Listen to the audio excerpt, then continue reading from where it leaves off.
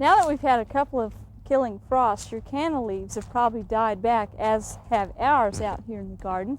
And we've started to dig ours already, and you might want to go ahead and do that in your own garden.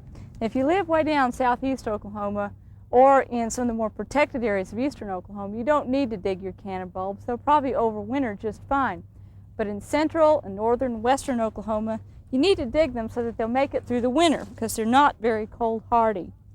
Now these canna bulbs have been dug. First they cut down the stalks, and we left about a 6-inch stub on there.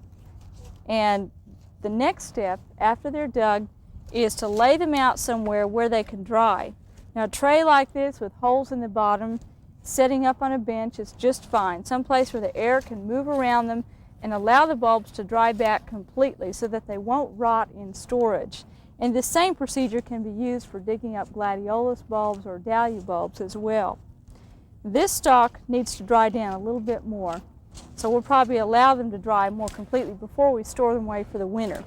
Once they do dry, the next step is to store them in either some dry sawdust or peat moss, or I have some vermiculite here. Dry sand will work too, so long as it's some sort of dry medium that will protect them through the winter. And a good place to store them is up in an attic or in a very dry basement or in a garage, any place where they will not freeze, but someplace that will stay cool through the course of the winter time.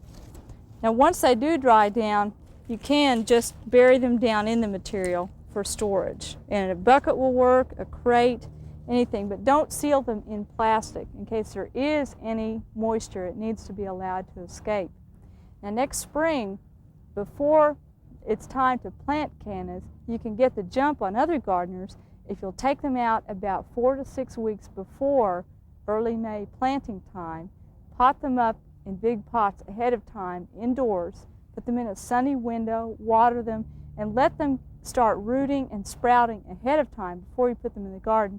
And you can get some color in your cannas earlier in the season that way than if you just take them out of storage and put them directly into a cool spring soil. Well, good luck with your cannas. Make sure that they dry down well before you store them, and hopefully you'll have even more to enjoy next year.